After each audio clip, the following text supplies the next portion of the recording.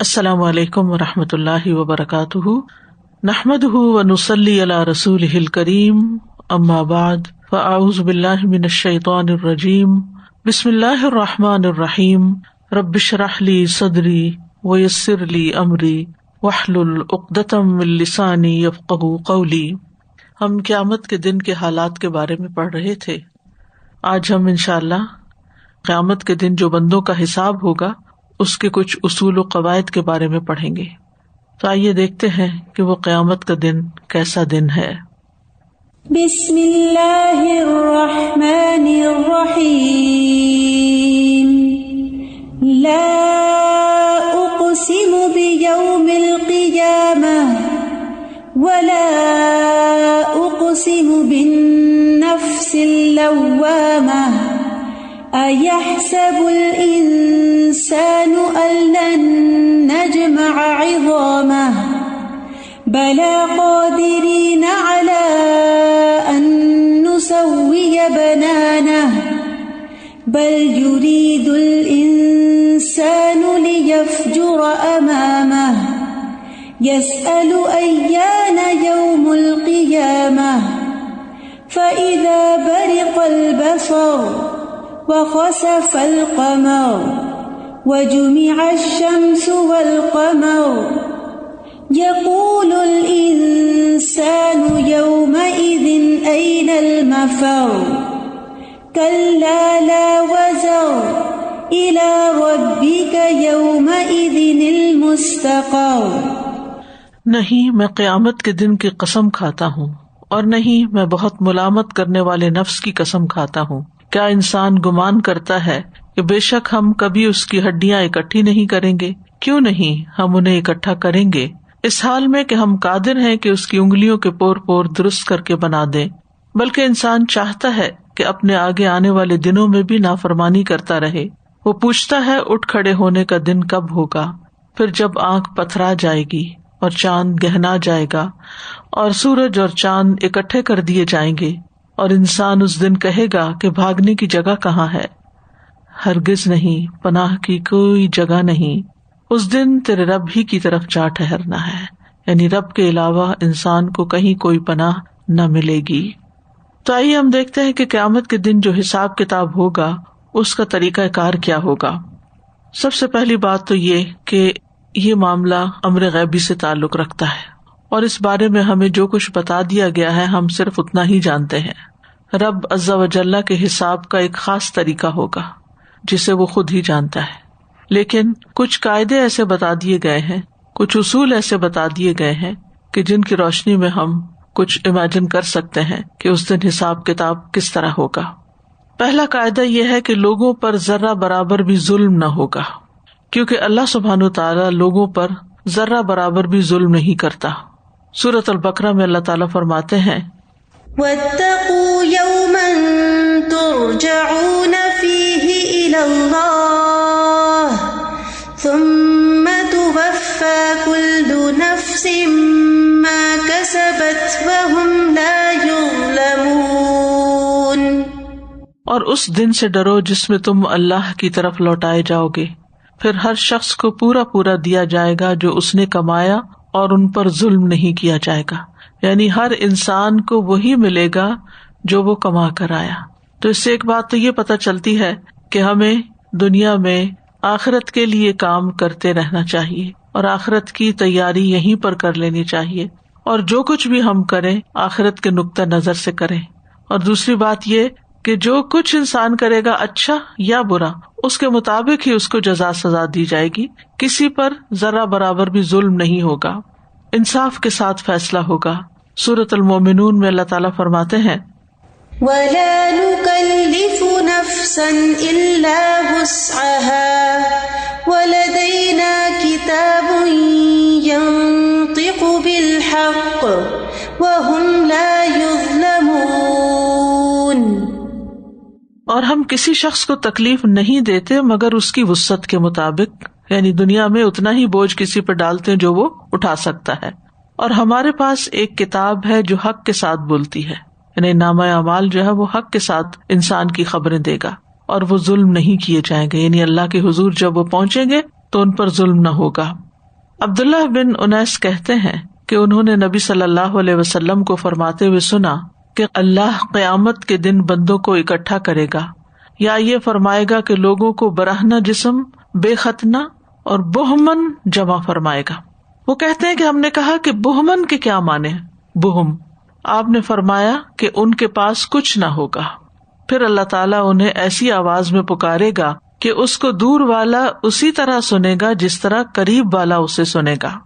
فرمائے گا انا الدیان انا الملک، میں دیان ہوں۔ دیان کا معنی ہے زبردست اور خیر اور شر کا بدلہ لینے والا دین سے، اور ملک کا معنی میں بادشاہ ہوں۔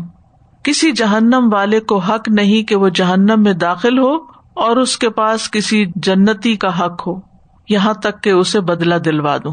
یعنی اگر جہنم میں جانے والے کے پاس کسی جنتی کا حق ہے تو وہ پہلے دلوایا جائے گا، پھر وہ جہنم میں جائے گا، اور کسی جنتی کو جنت میں داخل ہونے کا حق نہیں، اور یہ کہ اس کا کسی جہنمی کے پاس حق ہو، یعنی جہنمی کا حق اس کے پاس ہو، یہاں تک کہ میں اس سے اس کا بدلہ دلوا دوں، اگرچہ وہ ایک تمانچہ ہی کیوں نہ ہو۔ وہ کہتے ہیں ہم نے کہا یہ کس طرح ہوگا؟ یعنی صحابہ نے عرض کیا کہ یہ کیسے ہوگا جبکہ ہم برہنہ جسم، بے ختنہ اور بے زروں پر آئیں گے، یعنی ہمارے پاس تو کوئی چیز نہیں ہوگی، خالی ہاتھ ہوں گے، کپڑے بھی نہیں بدن کے ہوں گے۔ آپ نے فرمایا نیکیوں اور برائیوں کا معاملہ اور تبادلہ ہوگا، یعنی انسان جس پر ظلم کرتا ہے اور دنیا میں اس کا حق اس کو نہیں دیتا کسی بھی وجہ سے، قیامت کے دن وہ حق اس کو دینا پڑے گا، چاہے وہ جہنم میں جائے یا وہ جنت میں جائے۔ اب اگر ایک شخص جہنم میں جا رہا ہے اور اس کے پاس نیکیاں ہی نہیں ہے تو پھر کیا ہوگا؟ پھر اس شخص کی جس پر اس نے ظلم کیا، مظلوم کی برائیاں اپنے پلے میں لے کر وہ جہنم میں چلے گا، مظلوم کے حصے کی بھی سزا وہ خود بھگتے گا۔ دوسرا قاعدہ، یعنی پہلا قاعدہ کیا ہے کہ کسی پر کوئی ظلم نہیں ہوگا قیامت کے دن، ہر ایک کو وہی ملے گا جو اس نے کیا کمایا دنیا کے اندر۔ دوسرا قاعدہ، ہر چھوٹے بڑے عمل کا حساب لیا جائے گا، یعنی اللہ عز و جل بندوں کے اعمال میں سے ہر چھوٹی اور بڑی چیز کا حساب لے گا۔ اس میں انتہائی چھوٹی چیز بھی داخل ہو جاتی ہے اور بڑی سے بڑی بھی۔ سورۃ الزلزلہ میں فرمایا فَمَن يَعْمَلْ مِثْقَالَ ذَرَّةٍ خَيْرًا يَرَهُ وَمَن يَعْمَلْ مِثْقَالَ ذَرَّةٍ شَرًّا يَرَهُ۔ تو جو شخص ایک ذرہ برابر نیکی کرے گا اسے دیکھ لے گا، اور جو شخص ایک ذرہ برابر برائی کرے گا اسے دیکھ لے گا، یعنی چھوٹی سے چھوٹی برائی بھی، چھوٹی سے چھوٹی چیز بھی اس کے نامہ اعمال میں نظر آ جائے گی۔ یاد رکھیے حساب کی دو قسمیں، ایک ہے نامہ اعمال کی پیشی اور دوسری ہے چھان بین کا حساب۔ ایک ہے نامہ اعمال پیش کیا جانا، دیا جانا، اور دوسرا ہے پھر اس پہ چھان بین ہونا۔ تو پہلی قسم ہے نامہ اعمال پیش کیا جانے والا حساب۔ اس طرح کا حساب مومن کے ساتھ خاص ہے، اس کو اس کے عمل اور اس کے علم اور اللہ کی اس نعمت کے بارے میں پوچھا جائے گا جس نعمت کے ذریعے اللہ نے اس پر احسان فرمایا، یعنی کیا کام کیے، علم کتنا حاصل کیا، وہ جو 5 سوال ہے نا۔ بس مومن ایسا جواب دے گا جس سے اس کا سینہ کھل جائے گا اور اس کی حجت مضبوط ہو جائے گی اور اللہ کی نعمت ہمیشہ کے لیے اس پر قائم ہو جائے گی، یعنی وہ ایسا جواب دے گا ان نعمتوں کے بارے میں کہ وہ جواب اس کے حق میں ہی جائے گا، اور جب اس پر اس کا گناہ پیش کیا جائے گا تو اپنے گناہ کا اقرار کر لے گا، پھر اللہ تعالیٰ اس کے گناہ کی پردہ پوشی فرمائے گا اور اس سے درگزر کرے گا، یعنی نیک اعمال بھی دکھائے جائیں گے اور اس کی برائیاں بھی دکھائی جائیں گی۔ نیک اعمال پر وہ اچھا جواب دے گا کہ نعمتوں کو پا کر اس نے کیا کیا، اور جو اس کے اندر سیئات ہوں گی اس کا وہ اقرار کر لے گا، وہ نہ نہیں کرے گا کہ میں نے نہیں کی، کیونکہ جو نیک انسان ہوتا ہے وہ دنیا میں بھی اپنی غلطی جلدی مان لیتا ہے، وہ اپنے ساتھ سچا ہوتا ہے کہ جو کچھ میں نے کیا ہے وہ تو واقعی کیا ہے۔ جب انسان غلطی مان لیتا ہے تو پھر اس کے بعد اس کو معافی بھی مل جاتی، لیکن اگر کوئی شخص اپنی غلطی پر اصرار کرتا ہے، ہٹ دھرمی کا مظاہرہ کرتا ہے، تو دنیا میں تو وہ ایسے کر لیتا ہے لیکن اللہ کے ہاں جا کر کوئی چھپا نہیں سکے گا۔ تو مومن کا یہ رویہ ہی نہیں ہوتا، لہٰذا مومن وہاں فوراً اعتراف کر لے گا، اور جس وقت اس کے اعمال نامے کو اس کے سامنے رکھا جائے گا تو اس سے چھان بین اور کرید نہیں کی جائے گی، باریکی سے کام نہیں لیا جائے گا، نہ اعمال کی تحقیق کی جائے گی، وہ اپنا نامہ اعمال دائیں ہاتھ میں لے گا اور جنت میں اپنے گھر والوں کی طرف خوشی خوشی لوٹ جائے گا، کیونکہ وہ عذاب سے نجات پا چکا اور اجر و ثواب حاصل کرنے میں کامیاب ہو چکا۔ فَأَمَّا مَنْ أُوتِيَ كِتَابَهُ بِيَمِينِهِ فَسَوْفَ يُحَاسَبُ حِسَابًا يَسِيرًا وَيَنْقَلِبُ إِلَىٰ أَهْلِهِ مَسْرُورًا، یعنی وہ اپنے گھر والوں کے پاس خوشی خوشی لوٹ جائے گا۔ تو آسان حساب یہ جو اس آیت میں آتا ہے نا، فَسَوْفَ يُحَاسَبُ حِسَابًا يَسِيرًا، تو اس سے مراد صرف پیشی ہے۔ حضرت عائشہ رضی اللہ تعالی عنہا نبی صلی اللہ علیہ وسلم سے روایت کرتے ہوئے کہتی ہیں کہ آپ نے فرمایا، جس کا حساب کے وقت مناقشہ ہوا، یعنی اس سے کھود کرید کی گئی، اس کو تو ضرور عذاب ہوگا۔ جس کی پوچھ پڑتال شروع ہو گئی، انویسٹیگیشن شروع ہو گئی، پھر وہ نہیں بچ سکتا۔ حضرت عائشہ کہتی ہے، میں نے کہا کہ اللہ تعالیٰ یہ نہیں فرماتا کہ فَسَوْفَ يُحَاسَبُ حِسَابًا يَسِيرًا؟ تو آپ نے فرمایا اس سے مراد تو صرف پیشی ہے، یعنی صرف پیش کیا جائے گا اس کا سب کچھ۔ دوسری قسم کا حساب جو چھان بین کا حساب ہوگا، یہ حساب اللہ تعالیٰ کافروں سے اور گناہگاروں میں سے جس سے چاہے گا کرے گا، یعنی ایمان والے گناہگاروں سے اور کافروں سے چھان بین کرے گا۔ کبھی ان کا یہ حساب لمبا بھی ہو جائے گا اور گناہوں کی کثرت کی وجہ سے مشکل حساب ہوگا، یعنی ایک شخص نے لا الہ الا اللہ پڑھی لیکن بے تحاشا گناہ کی، ساری زندگی گناہوں میں گزار دی، تو اس کی پوچھ ہو سکتی ہے۔ اور پھر ان میں سے جن جن کے کبیرہ گناہ ہوں گے، اللہ تعالیٰ ایک مدت تک کے لیے ان کو جہنم میں داخل کر دے گا، پھر ان کو نکالے گا، نبی صلی اللہ علیہ وسلم کی شفاعت سے وہ نکالے جائیں گے، پھر ہمیشہ کے لیے ان کو جنت میں داخل کر دے گا، لیکن وہ اپنے گناہوں کا خمیازہ پہلے بھگتیں گے جہنم میں، پھر اس کے بعد جنت کی طرف جائیں گے۔ پھر اسی طرح یہ یاد رہے کہ کافر اور مومن کے حساب کا بھی فرق ہے۔ علماء کرام نے اس بارے میں اختلاف کیا ہے، لَتُسْأَلُنَّ يَوْمَئِذٍ عَنِ النَّعِيمِ، یقیناً تم اس دن نعمتوں کے بارے میں ضرور پوچھے جاؤ گے۔ کیا اس سے صرف کافر مراد ہے یا مومن اور کافر دونوں مراد ہیں؟ یعنی کس کس سے ضرور چھان بین کا سوال کیا جائے گا؟ تو درست بات یہ ہے کہ اس سے دونوں ہی مراد ہیں۔ ان میں سے ہر ایک سے نعمتوں کے بارے میں سوال کیا جائے گا، لیکن کافر سے ڈانٹنے اور جھڑکنے کے طریقے پر، اور مومن کو یاد دہانی کرانے کے لیے، اس کو ریمائنڈ کرانے کے لیے کہ یہ نعمتیں تمہیں اللہ نے دی تھی۔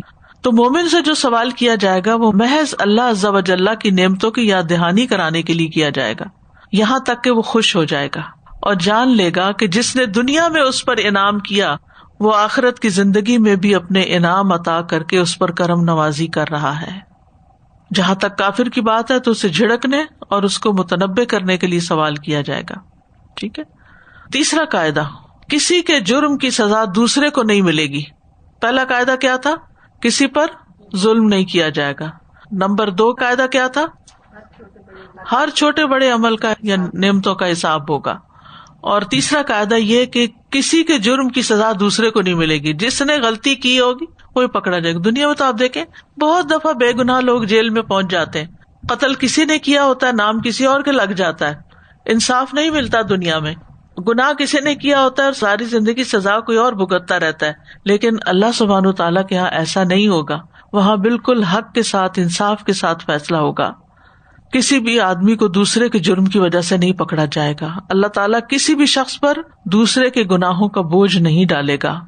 سورۃ غافر میں اللہ تعالیٰ فرماتے ہیں، اليوم تجزى كل نفس بما كسبت لا ظلم اليوم ان الله سريع الحساب۔ آج ہر شخص کو اس کا بدلہ دیا جائے گا جو اس نے کمایا، آج کوئی ظلم نہیں، بے شک اللہ بہت جلد حساب لینے والا ہے، سریع الحساب۔ تو اس میں آپ دیکھیے ہر شخص کو اس کا بدلہ، اور پھر کوئی ظلم نہیں، اور حساب جلدی ہو جائے گا۔ 3 باتیں اس آیت میں فرمائیں، اور یہ عظیم قاعدہ ہے، ایمان کے اصولوں میں سے ایک اصول ہے جن اصولوں پر تمام انبیاء کی رسالت متفق رہی ہے۔ سورۃ النجم میں آتا ہے، ام لم ينبأ بما في صحف موسى وإبراهيم الذي وفى، یا اسے اس بات کی خبر نہیں دی گئی جو موسیٰ کے صحیفوں میں ہے اور ابراہیم کے صحیفوں میں، جس نے عہد کو پورا کیا۔ تو ابراہیم اور موسیٰ علیہ السلام کے صحیفوں میں کیا کچھ موجود تھا، اس کا ذکر بھی سورۃ النجم میں آتا ہے، وَإِبْرَاهِيمَ الَّذِي وَفَّى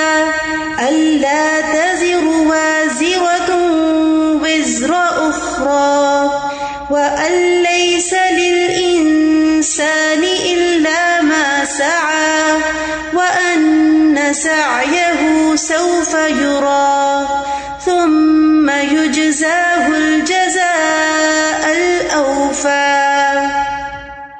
ابراہیم کے صحیفوں میں جس نے عہد پورا کیا یہ لکھا ہے کہ کوئی بوجھ اٹھانے والی جان کسی دوسری جان کا بوجھ نہیں اٹھائے گی.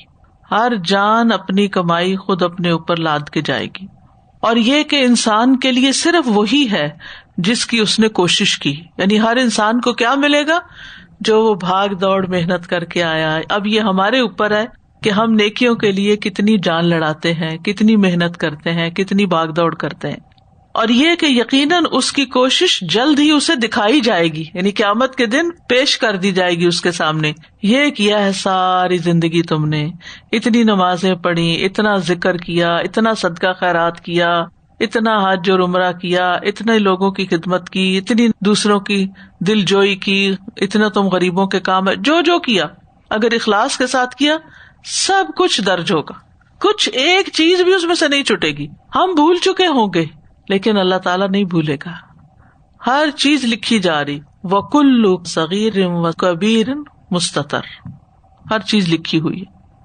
چوتھا قاعدہ, ہر انسان کو اس کے ہر عمل کے بارے میں آگاہ کیا جائے گا. جو بھی کسی نے عمل کیا ہوگا وہ سب اس کو دکھایا جائے گا. اللہ سبحانہ تعالیٰ اپنی مخلوق پر حجت قائم کرنے کے لیے اور اپنے بندوں میں عدل قائم کرنے کے لیے انہیں ان کے تمام اعمال سے آگاہ کرے گا. کہ تم یہ نہ کہو کہ میں نے شاید تم پر زیادتی کی اور تم نے تو بڑے اچھے کام کیے تھے اور میں نے ان کو نکال دیا, کہیں چھوڑ دیا اور اس کا بدلہ نہیں دے رہا. نہیں, یہ کیوں کیا جائے گا؟ تاکہ ہر شخص کو مکمل اطمینان اور تسلی ہو جائے. کس بات کی تسلی؟ کہ جس انجام کو وہ پہنچ رہا ہے وہ دراصل وہی ہے جو اس کی اپنے ہاتھوں کی کمائی ہے. اب اس کے پاس کوئی عذر اور بہانہ بھی نہیں رہے گا.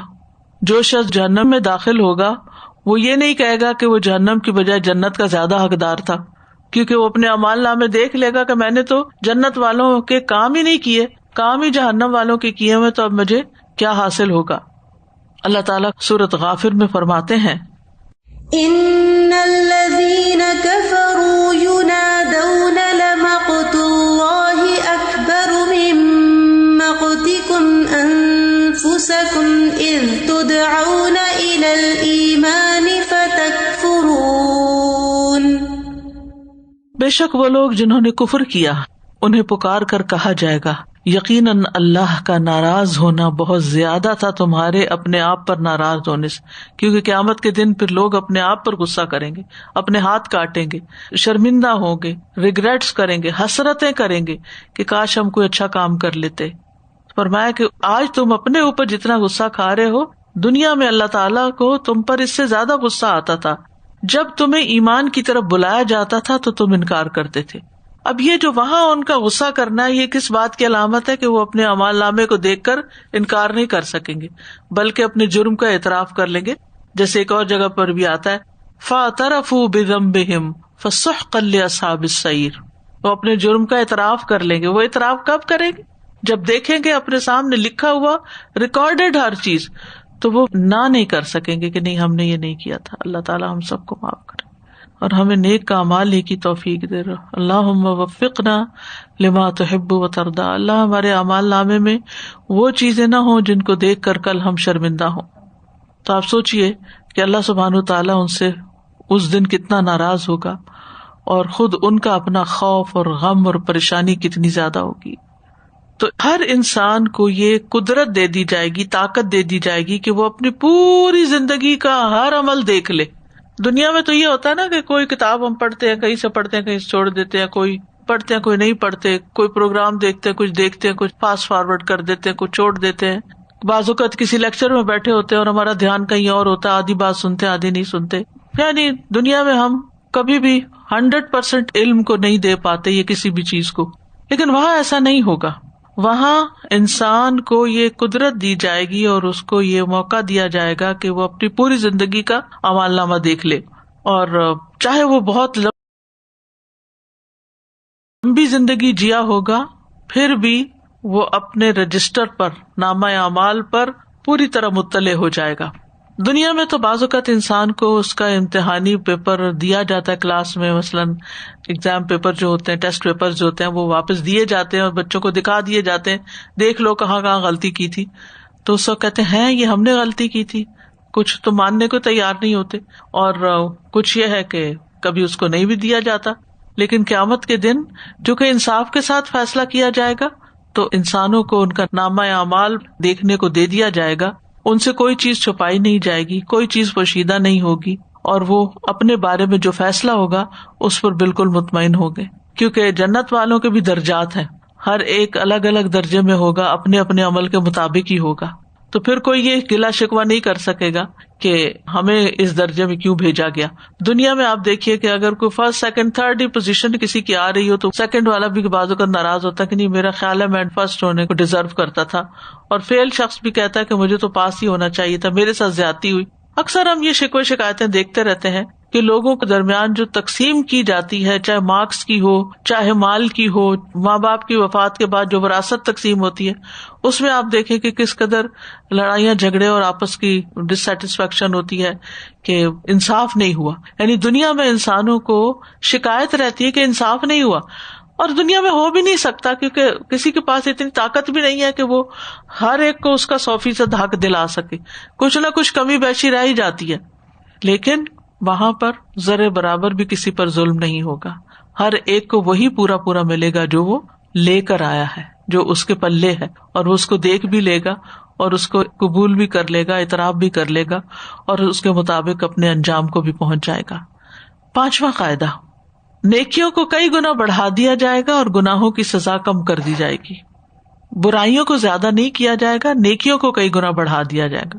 اور یہ اللہ تعالیٰ کی رحمت اور اس کا خاص فضل ہے کہ انسانوں کے لیے نیکیاں کئی گنا بڑھا دی جائیں گی، اور گناہوں میں سے ہر گناہ ایک ہی گناہ لکھا جائے گا، اور اس ایک کی بنا پر ہی اللہ تعالیٰ پکڑے گا. قرآن مجید میں نیکیاں بڑھانے کے بارے میں کئی ایک آیات ہمیں ملتی ہیں. سورۃ تغابن میں آتا ہے، ان تقرضوا اللہ قرضا حسنا یضاعفہ لکم ویغفر لکم واللہ شکور حلیم. اگر تم اللہ کو قرض دو گے، اچھا قرض، تو وہ اسے تمہارے لیے کئی گنا کر دے گا اور تمہیں بخش دے گا، کئی گنا بڑھا دے گا اور تمہاری بخشش فرما دے گا. اللہ کو قرض دینا یعنی اللہ کے دین کی خدمت کے لیے انسان جو مال خرچ کرتا ہے، خالصتاً اللہ کی رضا کے لیے کسی کی مدد کرتا ہے، جس کا صلہ اور بدلہ وہ اللہ سے چاہتا ہے، تو وہ دراصل اللہ کے ذمہ قرض ہو جاتا ہے. یعنی ایک وہ ہوتا ہے نا جو ہم کسی انسان کو کچھ دیتے ہیں اور پھر یہ توقع لگا بیٹھتے ہیں کہ یہ بھی ہمارے ساتھ کوئی احسان کا معاملہ کرے یا ہمارے ساتھ اچھا کرے، اور نہ کرے تو ہم گلہ بھی کر دیتے ہیں، احساس بھی دلا دیتے ہیں کہ تم تو بھول ہی گئے، تم تو بہت ہی احسان فراموش نکلے. لیکن کچھ کام ایسے ہوتے ہیں انسان کے کہ جس میں انسان صرف اور صرف نیکی کر دریا میں ڈال، وہ آخرت کے دریا میں ڈالتا چلا جاتا ہے کہ کل اس کو وہاں وصول ہونا ہے. لا نرید منکم جزاء ولا شکورا، ہم تم سے انسانوں سے نہ بدلہ چاہتے ہیں، نہ شکریہ چاہتے ہیں، نہ کوئی رسپیکٹ چاہتے ہیں، نہ کوئی ایکنالجمنٹ، کچھ بھی نہیں چاہتے. کیوں؟ انا نخاف من ربنا یوما عبوسا قمطریرا. آخرت کا خوف، اللہ کا ڈر ان اس بات پر آمادہ کرتا ہے. لہذا ایسا جو مال ہوگا انسان نے جو خرچ کیا ہوگا، ایسا جو کام انسان نے کیا ہوگا، پھر یضاعف لکم، وہ اس کو کئی گنا بڑھا دے گا. کتنا؟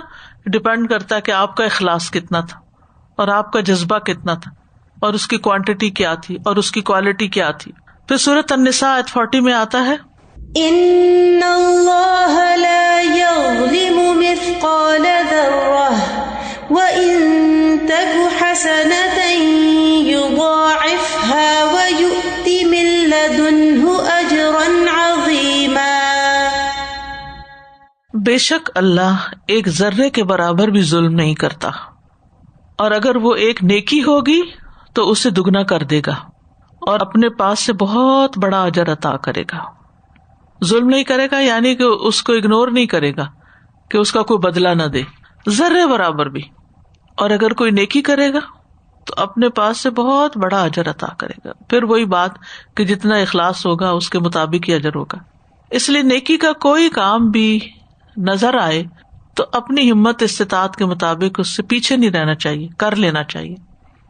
ابھی ریسنٹلی آپ کو معلوم ہوگا کہ بیروت میں جو حالات ہوئے ہیں، اللہ سبحانہ وتعالیٰ محفوظ رکھے. کچھ پتہ نہیں ہوتا انسان کو کس وقت کوئی آفت زمین سے آئے یا آسمان سے آئے. اللہ تعالیٰ ہر ایک کو اپنے حفظ و امان میں رکھے.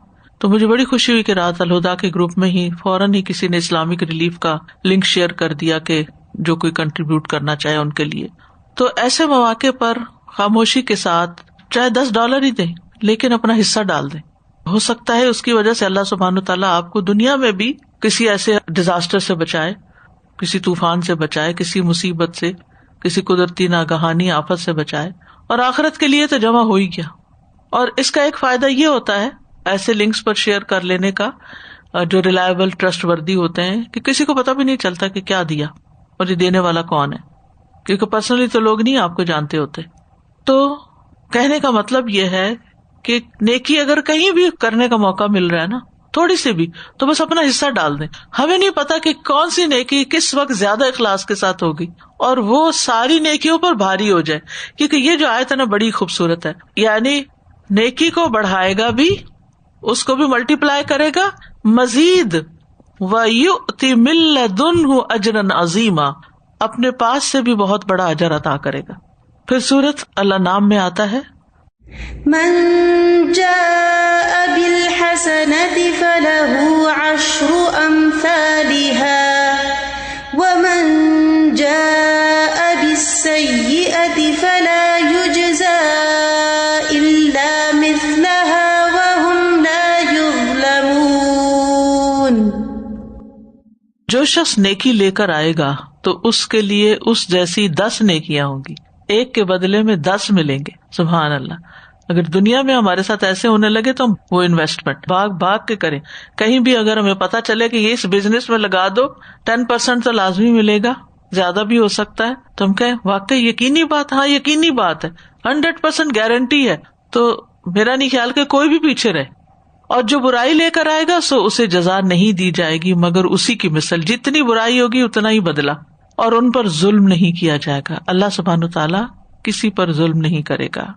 اب یہ نیکیوں کے بڑھائے جانے کی کئی مثالیں سنت سے بھی ہمیں ملتی ہیں. سہل بن حنیف کہتے ہیں کہ رسول اللہ صلی اللہ علیہ وسلم نے فرمایا، جس نے السلام علیکم کہا اس کے لیے 10 نیکیاں لکھی جائیں گی، اور جس نے السلام علیکم ورحمۃ اللہ کہا اس کے لیے 20 نیکیاں لکھی جائیں گی، اور جس نے السلام علیکم ورحمۃ اللہ وبرکاتہ کہا اس کے لیے 30 نیکیاں لکھی جائیں گی. ساتھ ساتھ اضافہ ہوتا چلا جاتا ہے جیسی جیسی ایفرٹ ہوتی ہے انسان کی. اسی طرح تسبیحات ہیں. نبی صلی اللہ علیہ وسلم نے فرمایا اللہ نے 4 کلمات چنے ہیں، سبحان اللہ والحمد للہ ولا الہ الا اللہ واللہ اکبر. جس نے سبحان اللہ کہا اس کے لیے 20 نیکیاں لکھ دی جاتی ہیں اور 20 برائیاں مٹا دی جاتی ہیں. کتنی دیر لگتی ہے اور کتنی مشکل ہے، کوئی مشکل ہی نہیں. اور جس نے اللہ اکبر کہا اس کے لیے بھی اسی طرح ہے، اور جس نے لا الہ الا اللہ کہا اس کے لیے بھی اسی طرح ہے. پھر اسی طرح اللہ کے راستے میں خرچ کرنے کا اجر ہے. رسول اللہ صلی اللہ علیہ وسلم نے فرمایا جو شخص اللہ کی راہ میں اپنی زائد چیز خرچ کر دے، زائد ایکسٹرا، تو اس کا ثواب 700 گنا ہوگا. کہاں یہ کہ اگر انسان اپنی ضرورت کاٹ کے پھر خرچ کرے تو کتنا بڑا ثواب ہوگا. اور جو اپنی ذات پر، یعنی اپنے لیے کوئی کپڑا لے لیا، کوئی کھانے کی چیز لے لی، اور اپنے گھر والوں پر خرچ کرے، یا کسی بیمار کی عیادت کرے، یا کسی تکلیف دہ چیز کو راستے سے ہٹا دے، تو ہر نیکی کا بدلہ اس کے مثل 10 نیکیاں ہوں گی. یعنی ان کاموں کو بھی اللہ تعالیٰ ہمارے حق میں نیکی شمار کرتا ہے، کیونکہ اللہ نے ہمارے ساتھ ضروریات لگائی ہیں نا. ہمیں پہننے کی بھی ضرورت ہوتی ہے، ہمیں کھانے کی بھی ضرورت ہوتی ہے، ہمیں پڑھنے لکھنے کی بھی ضرورت ہوتی ہے، تعلیم پر بھی خرچ کرنے کی ضرورت ہوتی ہے. یعنی اپنے پرسنل جو ضروریات ہیں ان کی بات کر رہی ہوں. پھر گھر والوں کی بھی ضروریات ہوتی ہیں، ان پر بھی خرچ کرنا ہوتا ہے.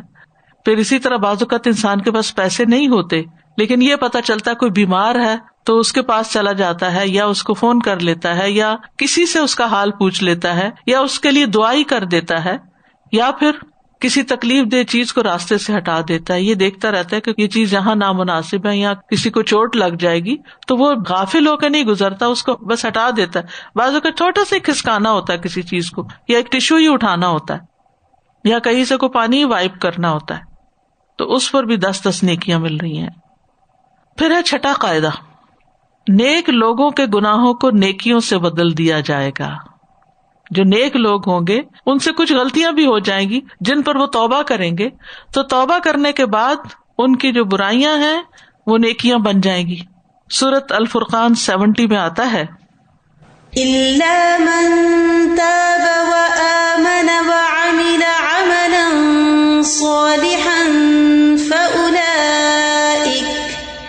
فأولئك يبدل الله سيئاتهم حسنات وكان الله غفورا رحيما. مگر جس نے توبہ کر لی اور ایمان لے آیا اور عمل کیا نیک عمل، تو یہ لوگ ہیں جن کی برائیاں اللہ نیکیوں میں بدل دے گا، اور اللہ ہمیشہ بے حد بخشنے والا نہایت رحم فرمانے والا ہے. جب بندے کی توبہ سچی ہو تو اللہ کا فضل و کرم دور نہیں کہ اللہ تعالیٰ ہر گناہ کو بدل کر نیکی بنا دے. ہم میں سے ہر شخص نے ایک دور جاہلیت گزارا ہوا ہے کہ جس میں اس کے پاس علم نہیں تھا یا عمل کی قوت نہیں تھی. آج جو بہت سی چیزیں ہم کر رہے ہیں یہ ہمیشہ سے نہیں کرتے چلے آ رہے. اس عشرے میں تکبیرات کی طرف تھوڑی زیادہ توجہ کی تو میں سوچ رہی تھی یا اللہ میری پچھلی زندگی کا کیا ہوا، میں نے اتنا احساس کیوں نہ کیا. چھوٹا سا بھی عمل ہوتا ہے نا جو نیا پتا چلتا ہے یا شروع کرتی ہوں تو کہتی یا اللہ اتنے سال گزر گئے کیا ہی نہیں، اتنی زندگی گزر گئی نہ پتا چلا نہ کیا. اور اب بھی ہمیں کئی نیکیوں کا نہیں پتا جو ہم نہیں کر رہے، یا پتا بھی ہے تو پھر بھی نہیں کر رہے، یا پھر یہ کہ کوتاہیاں کر رہے ہیں. الحمدللہ بہت سے غلط کام چھوڑے، لیکن ہو سکتا ہے ابھی بھی بہت سے ایسے، ہو سکتا ہے کیا بلکہ یقینی طور پر کئی ایسی چیزیں ہیں کہ جو ابھی بھی ہمیں اصلاح کی ضرورت ہے، کیونکہ بندے کو ہمیشہ اصلاح کی اور امپروومنٹ کی ضرورت رہتی ہے.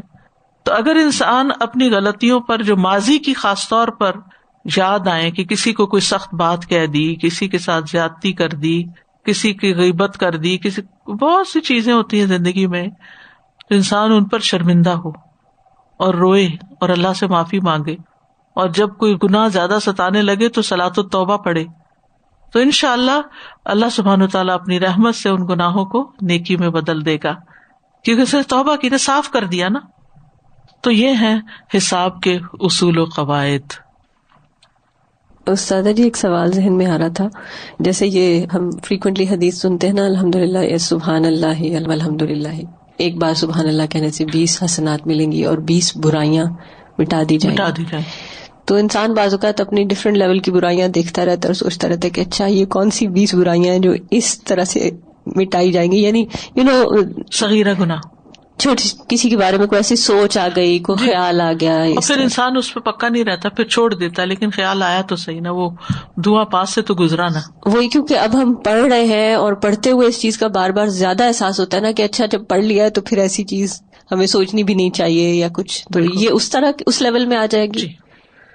استاذہ جی اس دفعہ جو ہمارا خطبہ تھا برادر شعیب کا، تو وہ مجھے یاد آ رہا تھا، اس نے مجھے بہت چیزیں مائنڈ میں آئیں، جیسے آپ نے ابھی بھی ذکر کیا کہ کچھ چیزیں جو انسان کو کتنے سال گزر جاتے ہیں کچھ کی نہیں ہوتی یا پھر وہ اس طرح سے سامنے نہیں آتی، تو اس کے اندر بڑا اچھا انہوں نے جب بیان کیا تو اس کے اندر یہ بتایا کہ کس طرح سے اسماعیل علیہ السلام کو گرایا گیا اور ان کے اوپر چھری رکھی گئی. تو انہوں نے کہا کہ وہ سارا سین انہوں نے کھینچ کر پھر بعد میں یہ کہا کہ ابراہیم علیہ السلام کو تو یہ کہا گیا تھا کہ بیٹے کی قربانی کر دو، اور ہمیں صرف یہ کہا جاتا ہے کہ نماز پڑھ لیں، روزہ چلیں، ہو گیا، زکوٰۃ ہوگی، وہ بھی اس کے بھی کفارے ہیں.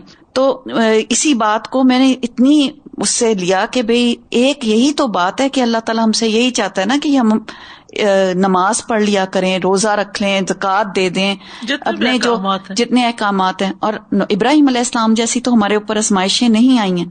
تو وہی بات میں سوچی تھی کہ دنیا میں زیادہ سے زیادہ ہمیں کتنا کہا جاتا ہے، لوگ اس بات کو بہت بڑا بنا لیتے ہیں کہ بس اب تو نیک ہو گئے ہیں، اب ہم ہر وقت نمازیں ہی پڑھتے رہیں، اب ہم خالی ذکر ہی کرتے رہیں.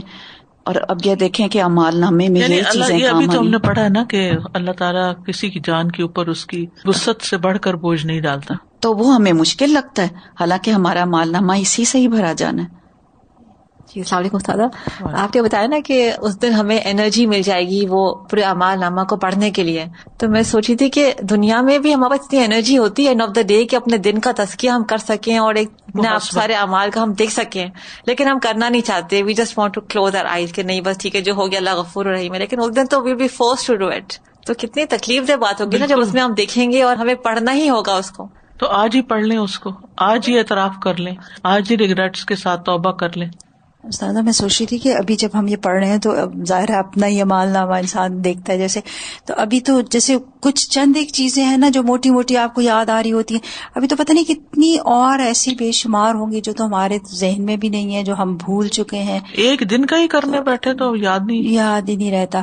تو استاذہ جی یہ جو بھی بات آپ نے فرمائی نا کہ وہاں پہ تو انکار کی گنجائش ہی نہیں ہوگی, تو یہاں پہ نا جیسے کورٹ کا سسٹم ہوتا ہے تو اس میں آپ کی وہ سیوک ڈیوٹی ہوتی ہے, آپ کو نا جانا ہوتا ہے اس میں. تو ایک دفعہ مجھے اتفاق ہوا تو استاذہ جی وہ کوئی نا ڈرگ ڈیلر تھا, اور جیسے ڈفرنٹ اوکیزنس پہ وہ گرفتار ہوا, اور پھر جیسے ہوتا ہے نا پکڑے گئے پھر بیل ہو گئی, پھر آگے پھر پکڑے, پھر تو اینڈ میں پھر اب یہ مقدمہ تھا. تو اس میں پورا اس کا نا بیک گراؤنڈ وہ سناتے ہیں کہ فلاں وقت میں فلاں ڈیٹ میں اس جگہ سے تمہیں پکڑا گیا, اس جگہ سے پکڑا گیا. اس کا کافی لمبی لسٹ تھی استاذہ جی, اس کی کافی لمبی لسٹ, اور رنگے ہاتھوں وہ بندہ سیل کرتے ہوئے پکڑا گیا. اور اینڈ میں پھر ہر مجرم سے پوچھتے ہیں کہ ڈو یو پلیڈ گلٹی, تو کہہ رہے no. It was the biggest shock for me کہ اتنی لمبی لسٹ اور رنگے ہاتھوں پکڑا گیا اور وہ کہہ رہا ہے کہ نو. اور یہاں پہ میں دیکھتی ہوں کہ یہ اس طرح کی سچویشن وہاں پہ نہیں ہوگی. اب ظاہر اس کو پتا تھا بیک گراؤنڈ میں کوئی وکیل ہوگا لمبا چوڑا, اس کو پیسہ دیا ہوگا جو اس کو بچا لے گا, چھڑا لے گا, تو بول رہے ہیں کہ نو. تو یہاں پہ استاذہ جی دیکھیں کوئی گنجائش ہی نہیں ہے, کوئی وکیل وہاں تو نہیں ہے, اعتراف کریں گے کیونکہ کوئی انکار کر ہی نہیں سکے گا, کہیں بھاگنے کا کوئی راستہ ہی نہیں ہوگا. مجھے خیال آ رہا تھا جیسے ابھی آپ نے کہا نا کہ کسی جہنمی کا حق جنتی پہ نہیں رہے گا اور جنتی کا حق جہنمی پہ نہیں رہے گا. تو ادھر یہاں جیسے ہم ادھر رہتے ہیں تو نیبرز ہوتے ہیں نا, وہ نان مسلمز ہوتے ہیں, تو یہ موسٹلی لوگ سوچتے ہیں کہ یہ جو ہمسایوں کا حق ہے یہ تو مسلمانوں کے لیے, مسلمان ہمسائے ہوتے تو ہم ان کے ساتھ حسن سلوک کرتے. تو ایک مجھے اس میں یہ خیال آ رہا تھا کہ اس میں تو پھر یہ کہ کوئی مسلمان ہے یا نہیں ہے, کوئی مشرک ہے, جو آپ کی جو ذمہ داری بنتی ہے بحیثیت انسان وہ پوری کرنی ہوگی. اور ایک قاعدہ استاذہ جی یہ ہے کہ ہر انسان کو اس کے ہر عمل کے بارے میں آگاہ کیا جائے گا.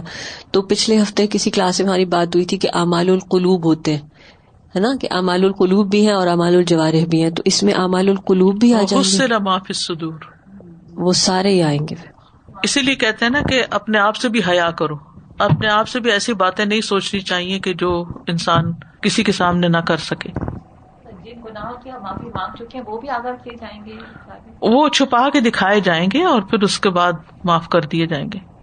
بعض اوقات ایسا ہوتا ہے جیسے یہاں ہے نا, کسی کے جرم کی سزا دوسرے کو نہیں ملے گی, اور بعض اوقات ایسا ہوتا ہے سچویشنز کے جیسے آپ نے کہا کوئی انوالنٹریلی آپ سے ہرٹ ہو جاتا ہے, آپ نے ہرٹ نہیں کرنا چاہا, آپ نے اپنا عمل صحیح کیا جس طرح سے آپ کو کوئی ججمنٹ کال تھی یا کچھ تھا, اور دوسرا والا بھی اپنے حساب سے ٹھیک ہوتا ہے, لیکن there is a little bit of friction. اس میں پھر کس طرح ہوگا, کیونکہ غلطی دونوں اینڈ کی نہیں ہے. ہاں, پھر تو اللہ تعالیٰ ہی فیصلہ کرے گا نا, کیونکہ وہ تو ہر چیز سے خوب واقف ہے. ہم نہیں کر سکتے فیصلہ اس کا کہ کس کے حق میں ہوگا اور کس کے نہیں. پھر یہ کہ گواہیوں کے ساتھ حساب لیا جائے گا.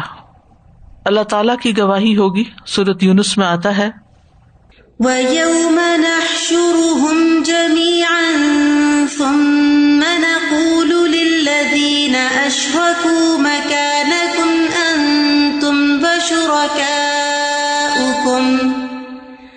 فَزَيَّلْنَا بَيْنَهُمْ وَقَالَ شُرَكَاؤُهُمْ مَا كُنْتُمْ إِيَّانَا تَعْبُدُونَ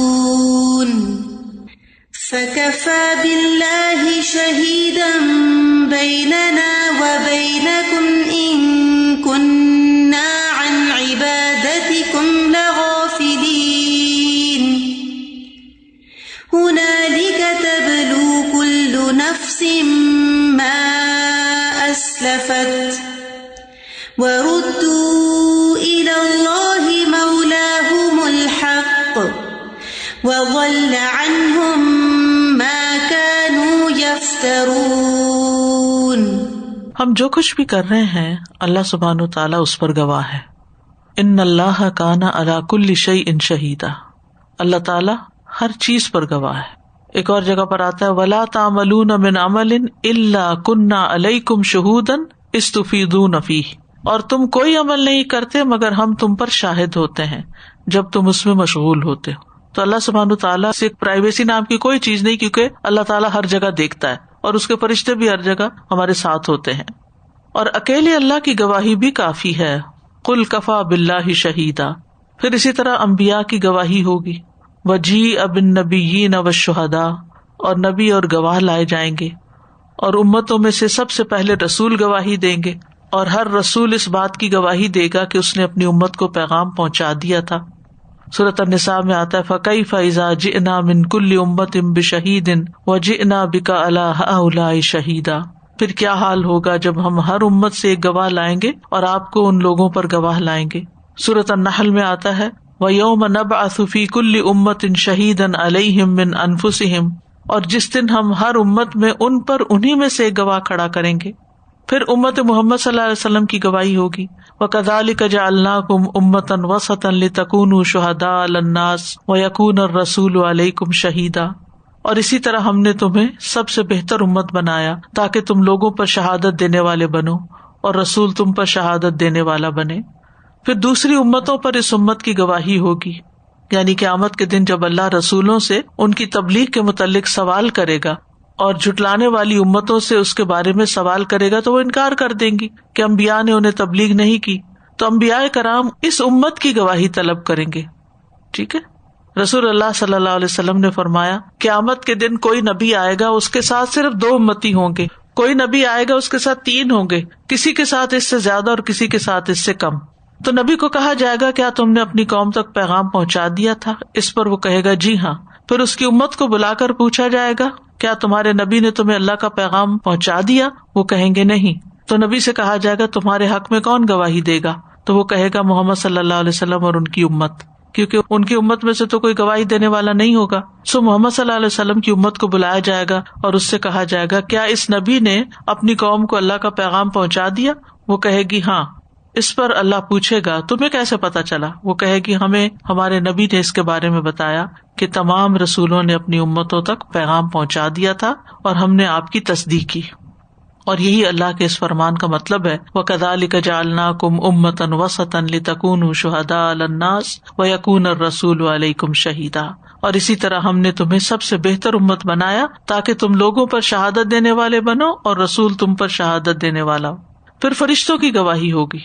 سورۃ قاف میں آتا ہے وَجَاءَتْ كُلُّ نَفْسٍ مَعَهَا سَائِقٌ وَشَهِيدٌ. اور ہر شخص آئے گا، یعنی قیامت کے دن قبر سے اٹھ کے آئے گا، اس کے ساتھ ایک ہانکنے والا، چلانے والا اور ایک گواہی دینے والا ہوگا. ابن کثیر سائق اور شہید کے بارے میں کہتے ہیں کہ اس کا مطلب یہ ہے کہ یہ ایسا فرشتہ ہوگا جو ان کو محشر کی طرف ہانک کر لے جائے گا، اور ایک فرشتہ ان کے اعمال کی گواہی دے گا. ہم میں سے ہر ایک قیامت کے دن اس طرح آئے گا کہ اس کے ساتھ 2 فرشتے ہوں گے، ایک پکڑ کر لے جائے گا اور دوسرا خلاف گواہی دے گا، اور نامہ اعمال کھول کر دکھا دیے جائیں گے جن سے بندے بے خبر ہیں. اور فرشتہ کہے گا ھذا ما لدی عتید، یہ ہے میرے پاس جو تیار ہے، اور فرشتے بھی گواہی دیں گے. پھر زمین کی گواہی ہوگی. یومئذ تحدث اخبارها بان ربک اوحی لها. یعنی جس زمین پر ہم زندگی گزار رہے ہیں، یہ زمین ہمارے ہر اچھے برے عمل کی گواہی دے گی، کیونکہ رب نے اس کی طرف وحی کی ہوگی. علماء کہتے ہیں کہ جو زمین کی کسی جگہ پر بھی اللہ تعالیٰ کی نافرمانی کرے، وہ اسی جگہ پر نیکی بھی کرے، یہاں تک کہ زمین اس کے لیے نیک اعمال کی بھی گواہی دے جیسے کہ وہ برے اعمال کی گواہی دے گی. یعنی اگر آپ نے کسی جگہ کو غلط کام کیا تو اس جگہ اچھا بھی کرے، تاکہ زمین اگر بری گواہی دے رہی ہے تو پھر اچھی بھی دے تو صفائی ہو جائے نا. کیونکہ ان الحسنات یذہبن السیئات، بے شک نیکیاں برائیوں کو لے جاتی ہیں. پھر چیزوں کی بھی گواہی ہوگی، چیزیں بھی گواہی دیں گی. عبد الرحمن بن ابو ساسا جو ابو سعید خدری کی کفالت میں تھے اپنے والد سے روایت کرتے ہیں، اور وہ کہتے ہیں کہ مجھ سے ابو سعید رضی اللہ عنہ نے فرمایا، جبکہ ان کے والد ابو سعید کے حجرے میں تھے، کہ جب تم جنگل میں ہو تو اذان بلند آواز سے دیا کرو، کیونکہ میں نے رسول اللہ صلی اللہ علیہ وسلم سے سنا ہے جو بھی جن، انسان، درخت یا پتھر اس مؤذن کی آواز سنے گا قیامت کو اس کے حق میں گواہی دے گا. یعنی جو چیزیں ہماری آوازیں سنتی ہیں اگر اچھی بات کریں، اللہ کا ذکر کریں گے تو وہ بھی گواہی دیں گی. مثلا ہم گھر میں بیٹھ کے اونچی آواز سے تلاوت کر رہے ہوتے ہیں یا کوئی ذکر کر رہے ہوتے ہیں تو وہ جو بھی ہمارے آس پاس کی دیواریں سنتی ہیں وہ گواہی دیں گی. رسول اللہ صلی اللہ علیہ وسلم نے کیا فرمایا؟ جن، انسان، درخت، پتھر، جو بھی مؤذن کی آواز سنے گا، پتھر بھی اس کے حق میں گواہی دے گا. پھر انسان کا اپنا نفس بھی گواہی دے گا. انسان کا اپنا نفس سورۃ فصلت میں آتا ہے، یہاں تک کہ جو ہی اس کے پاس پہنچیں گے ان کے کان اور ان کی آنکھیں اور ان کے چمڑے ان کے خلاف اس کی شہادت دیں گے جو وہ کیا کرتے تھے. اور وہ اپنے چمڑوں سے کہیں گے، یعنی جلدوں سے، کھالوں سے، تم ہمارے خلاف کیوں گواہی دے رہے ہو؟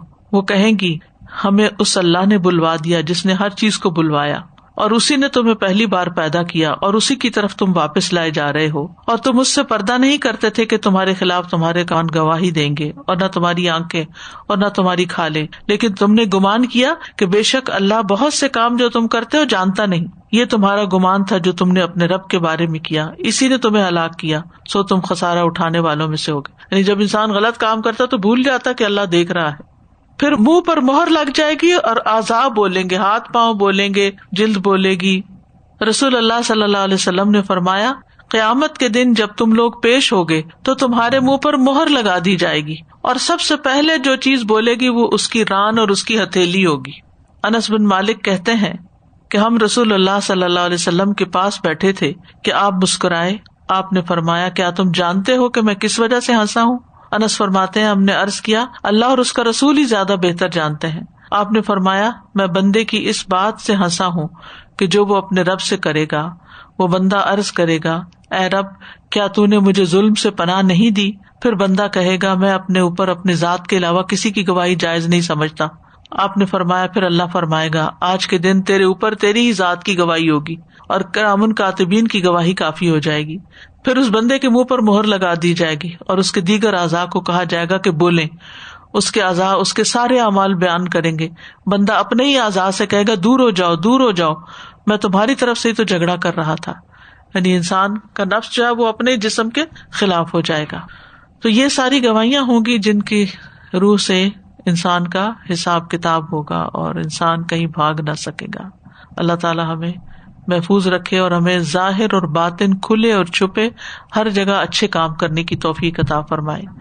وآخر دعوانا ان الحمد للہ رب العالمین. سبحانک اللہم وبحمدک، اشہد ان لا الہ الا انت، استغفرک واتوب الیک. السلام علیکم ورحمۃ اللہ وبرکاتہ.